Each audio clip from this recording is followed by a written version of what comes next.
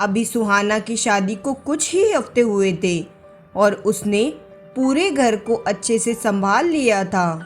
बहू, तू ये बाहर के कमरे और बालकनी का झाड़ू पोछा रहने दे, मैं लगा दूंगी।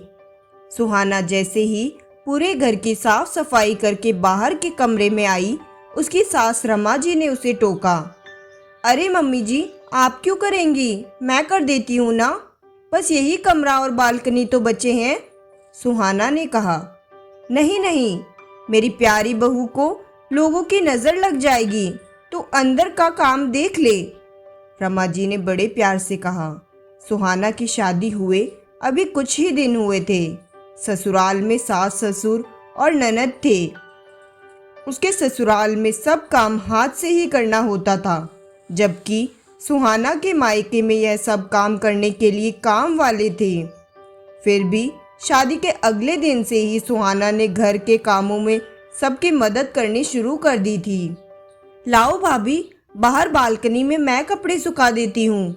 सुहाना जैसे ही ढेर सारे कपड़े धोकर उठी, उसकी ननद गुंजन ने धुले हुए कपड़ों की बाल्टी लेने के लिए हाथ बढ़ाया।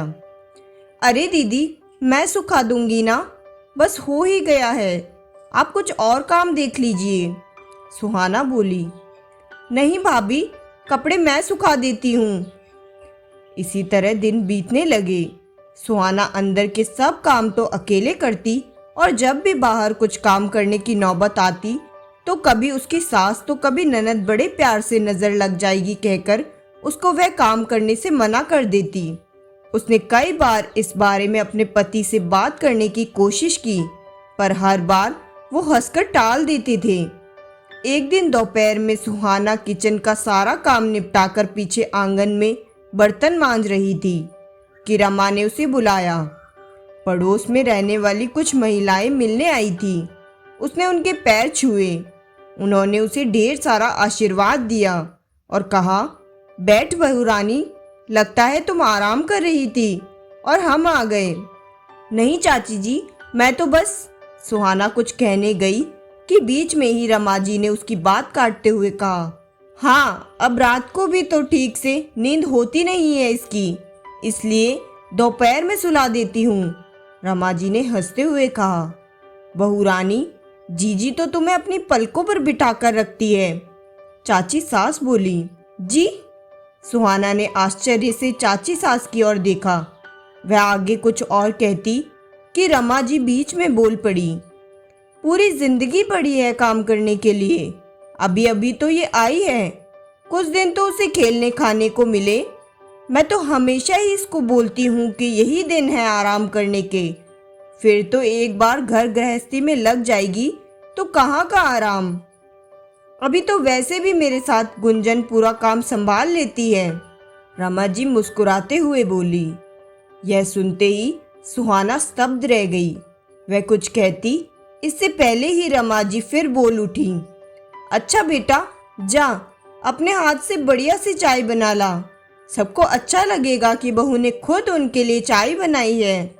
देख, चाय पत्ती शक्कर के डिब्बे वही रखे हैं। गुंजन, जा भाभी की मदद कर दे। रमा जी ने ऐसा दिखाया जैसे सुहाना को किचन के बारे में कुछ पता ही नहीं है। सुहाना को बहुत बुरा लगा, पर वह किसी से कहे भी क्या। वह चुपचाप किचन में चाय बनाने चली गई। तभी उसको आवाज सुनाई दी, जीजी, बहू को अभी से इतना सिर पर चढ़ाकर मत रखो, बाद में आपको ही तकलीफ होगी। यह आजकल की लड़कियां अपने मन से तो कोई काम करेगी ही नहीं। मैं तो रोज ही देखती हूँ कि बहू के आने के बाद भी पोछा जीजी ही करती है। यहाँ तक कपड़े सुखाने का छोटा सा काम भी वह महारानी नहीं करती। उनके घर के ठीक सामने रहती चाची सास बोली। यह सुनते ही सुहाना को लगा जैसे किसी ने उसके कानों में गरम गरम अंगार डाल दिया हो। उससे अब रहा नहीं गया। उसने सोचा, अगर अभी उसने सबके सामने सच नहीं कहा तो फिर वह शायद कभी नहीं कह पाएगी। बहुत मुश्किल से अपने आप को संयत करके वह चाय लेकर मुस्कुराते हुए बाहर आई। लीजिए, चाय के साथ गर्मा गर्म पकौड़े भी लीजिए। रमा जी ने उसे गुस्से भरी नजरों से देखा। अरे वाह, तुम तो बहुत होशियार हो बहू, चाय के साथ पकोड़े भी ले आई। ताई सास ने मुस्कुराते हुए कहा। हाँ, गुंजन ने बनाए होंगे। रमा जी से रहा नहीं गया और उन्होंने झट से कह दिया, नहीं मम्मी जी, मैंने ही बनाए हैं, हमेशा की तरह। आपको मेरे हाथ के पकौड़े बहुत पसंद है ना? सुहाना ने अपने शब्दों पर जोर देते हुए कहा। अरे वाह, तब तो फिर खाने ही पड़ेंगे, चाची सास ने कहा और जल्द ही सारे पकौड़े खत्म हो गए।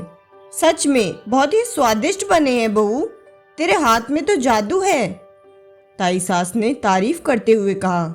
धन्यवाद ताई जी, जब भी आपका मन हो आ जाइएगा, मैं बना दूंगी। पर एक बात है, आप मुझे नज़र तो मत लगा देना। सुहाना ने मुस्कुराते हुए कहा। अरे बेटा, अपनों की भी नज़र लगती है क्या? ताई जी ने यथासंभव सामान्य रहते हुए कहा। आप लोगों की लगती है ना ताई जी? क्यों मम्मी जी, मैं ठीक कह रही हूँ ना? सुहाना ने अर्थपूर्ण नज़रों से रमा जी की ओर देखा। रमा, तेरी बहू ये क्या बकवास कर रही है?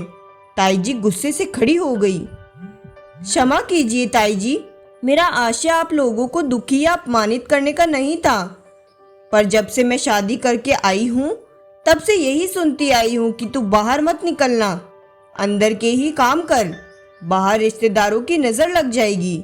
मैं पूरे घर का झाड़ू पोछा, कपड़े, बर्तन, खाना बनाना सब काम अकेले ही करती हूँ, बस बाहर आप लोगों के सामने नहीं। अब आप ही बताइए कि मैंने कुछ गलत कहा क्या? सुनकर सभी महिलाएं स्तब्ध रह गई और रमा जी ने सिर झुका लिया। रमा, मुझे बहुत दुख हुआ कि तुम हम लोगों के बारे में ऐसा सोचती हो। अपने रिश्तेदारों के प्रति बहू के मन में गलत भावना भरोगी तो वह किसी से कैसे संबंध निभा पाएगी? देख रमा, मैंने हमेशा तुझे अपनी छोटी बहन माना है, इसलिए तुझे यह सब भी समझा रही हूँ। बहू तो बेटी के समान होती है, उसके साथ शुरू से ही जैसा व्यवहार करोगी वैसा व्यवहार उससे भी पाओगी। ताई जी बोली। मुझे माफ़ कर दीजिए भाभी जी।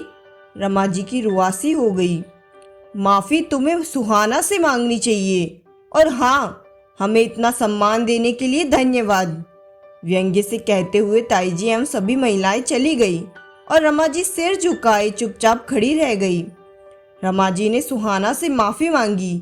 बेटा, मुझे माफ़ कर दे, मैंने अच्छा नहीं किया। मैं ये भूल गई थी कि मैं भी कभी बहू थी और मेरी भी एक बेटी है। अगर मैं ऐसा अपनी बहू के साथ करूँगी तो कल को मेरी बेटी के साथ भी ऐसा ही होगा। मुझे माफ़ कर दे बेटा। सुहाना ने सास को गले लगा लिया और बोली, मम्मी, बस अब सारे गिले शिकवे खत्म। अब हम सास बहू नहीं, माँ बेटी बनकर रहेंगे। तो दोस्तों, अगर आपको हमारी यह रोचक कहानी पसंद आई तो वीडियो को लाइक और शेयर ज़रूर करें। अगर आप हमारे चैनल पर नए हो तो चैनल को सब्सक्राइब करना ना भूलें। धन्यवाद।